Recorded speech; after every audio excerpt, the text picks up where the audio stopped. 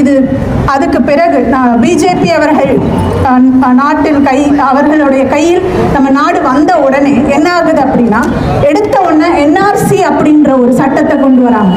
நம்ம நினைச்சு பார்க்க முடியுமா? ஒரு முக்கால்வாசி பேர் அதிக ஜனத்தொகையா இருக்கிறது வந்து பாத்தீங்கன்னா ஹிந்துஸ் இருக்கிறாங்க.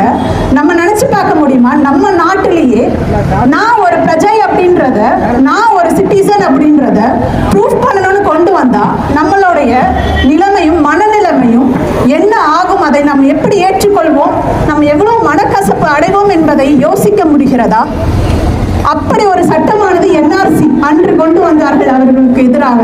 இன்று அதே போல் வெறும் 14 மாதம் மட்டும் எடுத்துக்கொண்டு 16 மணி நேரத்தில் விவாதித்து நாடாளுமன்றத்தில் பின்பு இந்த சட்டத்தை இரவோடு இரவாக கொண்டு வருகிறார்கள். வக்ஃப் நில சட்ட திருத்தத்தை. இப்போது இதுல ஒரு 4-5 பிரச்சனையை சொல்றேங்க.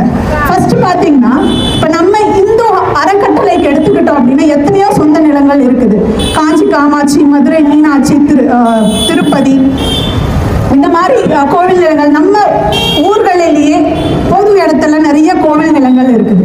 இந்த கோவில் நிலத்தை இந்துக்கள் அல்லாம மற்ற மதத்தவர் வந்து நிர்வாகிக்க நம்ம விட்டுடுவோமா?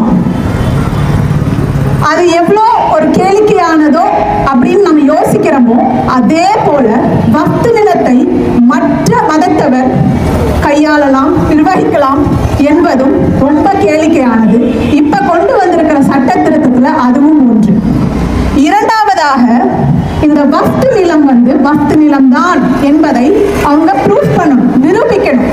எப்படின்னா அதுக்கான பட்டாக்கள், அதுக்கான டாக்குமெண்ட்ஸ் அவங்க கரெக்டா கொடுக்கணும். ஆனா இது வந்து இறைவனின் பெயரால் கொடுக்கப்பட்ட நிலம், இறைவனுக்காக மனிதர்கள் கொடுக்கப்பட்ட நிலம். இதை ஒரு இஸ்லாமியரே கையாள முடியாது தனக்காக. அப்படி இருக்கும்போது இவர்கள் இறைவன் பெயரால் தான் வாய் வழியா நிறைய இடத்த கொடுத்துருக்காங்க.